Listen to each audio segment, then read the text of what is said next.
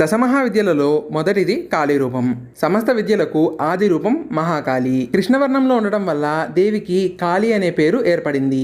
శ్రీ కాళీమాత ఉపాసన ఎంతో ఉత్కృష్టమైనదిగా శాక్తేయ సంప్రదాయం చెప్తోంది. అనేక సంవత్సరాలకు కానీ ఫలించని యోగమార్గ సాధన కొద్ది మాసాలలోనో రోజుల్లోనో సాధించుకోవాలంటే కాళీ ఉపాసన చేస్తారు. కానీ కాళీ శక్తిని తమ శరీరంలోనికి ఆకర్షించుకునేటప్పుడు అగ్నితో సమానమైన మంటలని, భయంకరమైన బాధని ఆ యోగి అనుభవిస్తారు. ఈ మాతను ఆశ్రయించిన వారికి అన్ని విద్యలు అరచేతిలోనే ఉంటాయి. ఈ దేవి ఉపాసన వల్ల భోగము మోక్షము రెండు సిద్ధిస్తాయి. అన్ని విపత్తులను నాశనం చేస్తుంది. సకల సంపదలు లభిస్తాయి. ఈ తల్లి అనుగ్రహం ఉంటే సమస్యలన్నీ దూరమవుతాయి. వేదోక్త మార్గంలోనూ అలాగే తంత్రోక్త మార్గంలోనూ శ్రీ కాళీ మహావిద్యని ఆరాధిస్తే సకల వ్యాధుల నుంచి బాధల నుంచి విముక్తి కలుగుతుంది. అంతేకాదు శత్రునాశనం, దీర్ఘాయుష్యు, సకల లోక పూజత్వం సాధకుడికి కలుగుతుంది. ఈమె అనుగ్రహం వల్ల రాజభోగం, కీర్తి లభిస్తాయి.